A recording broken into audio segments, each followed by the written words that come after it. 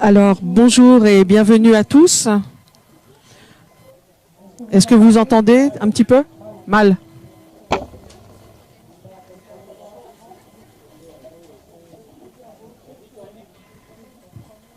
Et là, c'est mieux? Bof.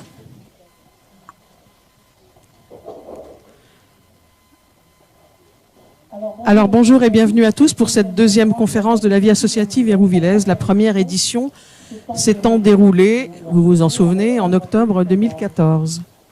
Le vœu, c'était de le faire tous les 2 ans pour ne pas que ce soit trop redondant. Cette édition 2016 a provoqué au sein du groupe de bénévoles associatifs, des techniciens de la ville et des élus beaucoup d'échanges. L'organisation, le choix de la thématique avec la participation des différents acteurs sont le résultat d'une co-construction active mêlant acteurs associatifs et ville d'Hérouville-Saint-Clair. Chacun à sa manière et dans son rôle a permis l'écriture de cette journée. Nous avons trouvé important cette année de nous questionner sur l'engagement des jeunes. On dit souvent des jeunes qu'ils ne participent pas à la chose publique, qu'ils ne sont pas intéressés par l'engagement en général. Pourtant, une étude de l'INJEP, Institut national de la jeunesse et de l'éducation populaire, menée auprès des 15-35 ans, nous signifie une hausse de 32% du nombre de jeunes engagés dans des structures associatives. On en reparlera tout à l'heure. Mais pour d'abord débuter cette matinée, nous disséquerons l'Observatoire local de la vie associative. Cet observatoire est la 2e édition, la première ayant eu lieu en 2009 sur le territoire d'Hérouville. Tous ceux qui s'intéressent à l'évolution du monde associatif sont concernés. Les élus locaux et les agents territoriaux, les représentants de l'État, les centres de ressources, les réseaux associatifs, les universités et sans oublier en premier lieu les acteurs associatifs eux-mêmes. L'observation recueillie est un excellent matériau de réflexion qui sera détaillé avec notamment un focus sur l'emploi, commenté par Benjamin Roger de la Cresse et par Jean-Baptiste Cazin de l'Ardèche. Je crois ne pas me tromper. Je parlais tout à l'heure des jeunes, et qui dit jeunes dit nouvelles technologies et bien sûr numérique.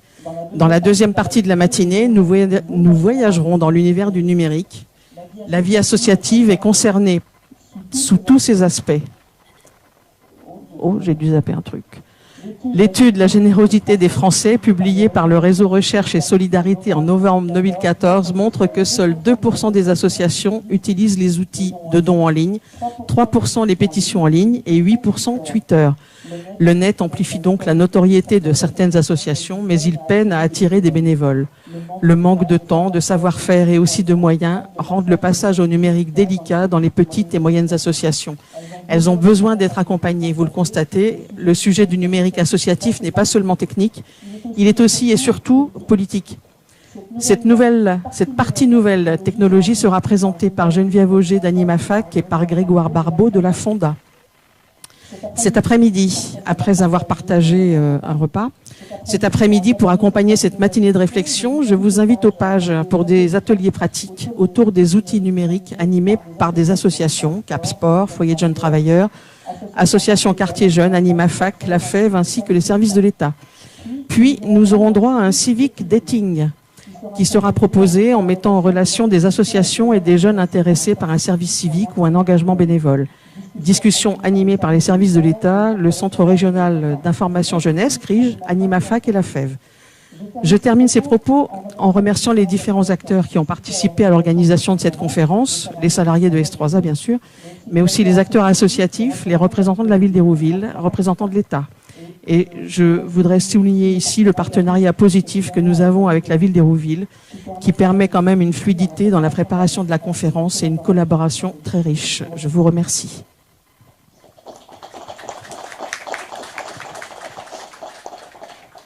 Et je passe la parole à Sylviane Lepoitvin, je ne me suis pas présentée, pardon, Corinne Olivier, présidente de S3A. Merci Corinne.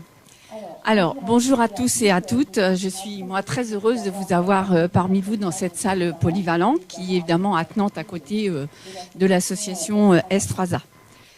L'objet de cette conférence est de collecter et de synthétiser le résultat des observations transmises par l'enquête sur la vie associative locale qui a été réalisée en 2014. Corinne le disait tout à l'heure. Vous constaterez que cette enquête prouve, s'il en était besoin, de la vitalité, mais aussi de sa spécificité du monde associatif hérouvillais. Nous avons sur le bassin Hérouvillers près de 500 associations actives recensées. Ce nombre, évidemment, prouve bien l'attractivité et la densité non démentie des associations sur notre territoire. Je vous rappelle, en 2013-2014, nous en comptions environ 450. Ce temps de partage des résultats avec les associations est une étape primordiale, mais il nous faut envisager le renouvellement des bénévoles. Pour cela, il nous faut, tous et toutes, les accompagner dans leurs projets. Hérouville, et moi j'en suis évidemment très fière, est une ville qui attire nombre de projets et associations sur son territoire. C'est une réalité qui prouve encore une fois l'attractivité de notre ville et le résultat de politiques publiques engagées en la matière. L'emploi associatif aussi, c'est un enjeu majeur. 155 associations, environ, peut-être je me trompe, mais emploient environ 1827 salariés. Cela représente 15% du bassin d'emploi hérouvillais. Bon, je ne vais pas vous ennuyer avec les chiffres, mais ce chiffre éloquent quand même répond à une réalité quotidienne probante pour le recours aux bénévoles. Je n'oublie pas effectivement que dans les associations, il y a des bénévoles et s'il n'y avait pas des bénévoles, peut-être que les associations ne survivraient pas. Puisque 50% des associations interrogées peuvent fonctionner grâce à une implication forte des bénévoles, je viens de vous le dire, dans le fonctionnement associatif. 83% des associations qui ont répondu à l'enquête bénéficient d'un financement public. Mais quand même, l'identification des bénévoles et les problématiques de ces derniers au sein des associations est un enjeu majeur pour notre ville. Oui, l'attractivité et le recours au bénévolat augurent bien de la dynamique dont je parlais précédemment, mais aussi une meilleure prise en compte du rôle joué par la collectivité dans la vie associative locale. L'enjeu aujourd'hui est de renouveler le nombre des bénévoles et l'engagement des jeunes. Corinne en a bien parlé tout de suite. En effet, ces derniers sont bien peu présents dans les associations et leur rôle, bien souvent quand même, se limite souvent à des fonctions peu gratifiantes et marginales. Ça peut s'expliquer, bien sûr. Pourtant, il existe des dispositifs comme le service civique ou les emplois d'avenir. À l'inverse, certaines associations n'ont que des emplois salariés avec simplement un CA bénévole. Est-ce que l'esprit est le même? Je vous pose la question.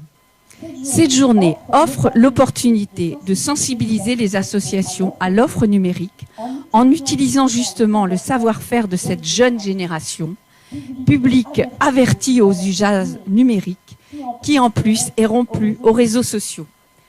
Ces enjeux ne sont pas négligeables pour solliciter des moyens financiers pour des projets spécifiques avec des plateformes de financement participatif.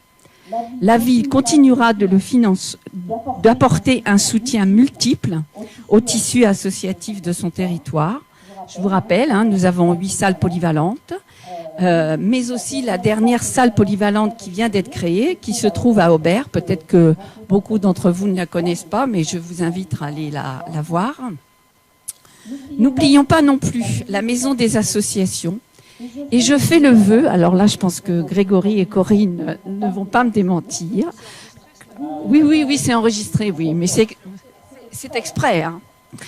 Je fais le vœu donc que sa rénovation ou sa création dans un autre lieu, pourquoi pas, avant la fin de notre mandat, vieux pieux, je vous pose la question aussi. La ville continuera d'apporter son soutien en votant des subventions de fonctionnement pour un montant en 2016 quand même de 3 929 810 €. C'est quand même pas négligeable. Alors que celle de 2016 était de 3 817 567 €. N'oublions pas l'effort budgétaire dans le cadre du contrat de ville pour soutenir les actions en faveur de l'insertion, la culture, l'éducation et aussi la réussite éducative et bien entendu le lien social. C'est vraiment quelque chose qui me tient beaucoup à cœur pour un montant de 75 000 € supplémentaires. Sans oublier la mise à disposition des créneaux ponctuels ou permanents au sein des équipements polyvalents dont je vous parlais tout à l'heure sur notre ville, qui représentent quand même une valorisation de près de 144 000 € pour 2016.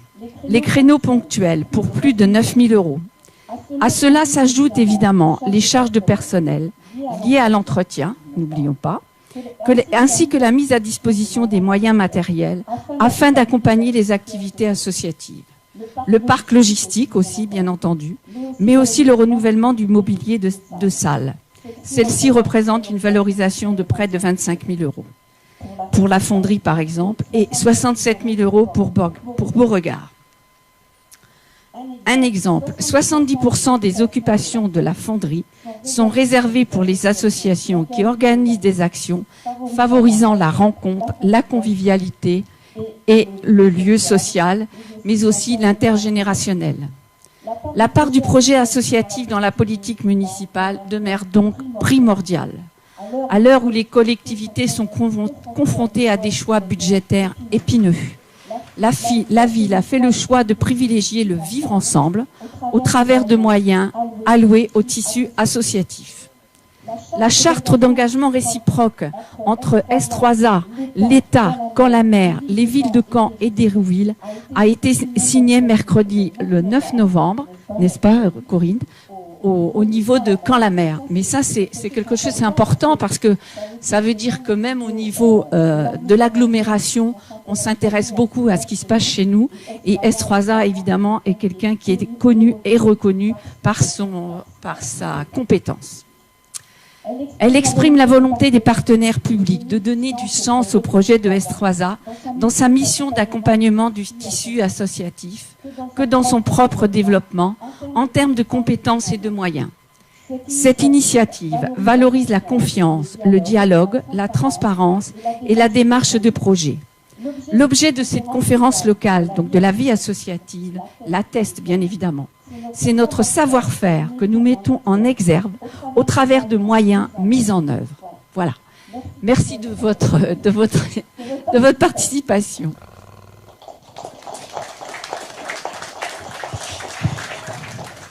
Eh bien, bonjour à tous et merci Corinne et Sylviane pour ces propos introductifs.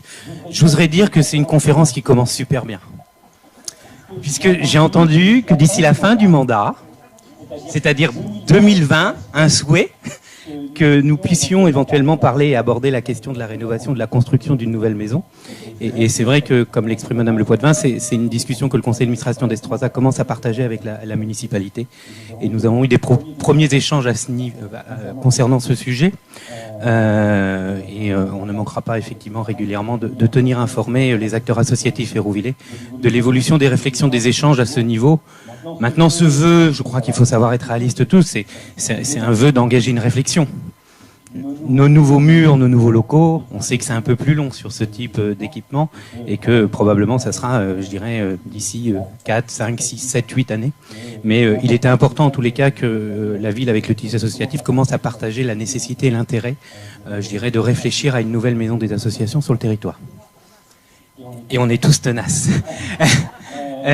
Donc on va continuer sur cette matinée. Alors cette matinée d'échange, une deuxième conférence locale de la vie associative, organisée collectivement par des acteurs associatifs hérouvillais, par la municipalité, donc par notre structure depuis plusieurs mois, pour faire en sorte qu'elle soit la plus riche et la plus intéressante possible, avec la volonté qu'elle se fasse dans l'échange et dans la convivialité. Donc on ne va pas ce matin avoir une succession, je dirais, d'interventions qui vous amènent à ne pas pouvoir, participer aux réflexions et aux échanges qu'on souhaite partager. Mais on a fait le choix avec les différents intervenants de laisser la possibilité régulière que la discussion s'engage avec nous, entre nous, parce que une conférence locale, c'est avant tout un moment où on se pose un peu les uns les autres, on prend le temps de se reconnaître, de se connaître, de mieux, je dirais, voir ce que chacun fait, puis de faire des souhaits. On en a déjà fait un, mais il n'y a pas que celui-là. C'est comment on peut demain continuer les uns et les autres ensemble à mieux agir, je dirais, pour le développement de la vie associative hérouvillaise. Pour ce faire, on va aborder 2 thèmes tout au long de la journée. un thème qui est la question des usages numériques. Où en est-on aujourd'hui dans le secteur associatif sur la capacité que nous avons à utiliser au mieux, je dirais, le numérique, le digital, hein, des mots qu'on va préciser tout à l'heure. Et puis comment du coup à travers les usages numériques on peut se réinterroger réciproquement sur la place des jeunes dans nos organisations, la capacité qu'on a à être attractif. Et il est vrai que la génération actuelle, je dirais des moins de 30 ans, est au cœur, je dirais, des usages numériques et ne peut qu'à travers ses compétences et ses savoir-faire, je dirais, nous apporter des plus-values dans nos fonctionnements associatifs respectifs. Et c'est donc la réflexion qu'on va essayer de partager.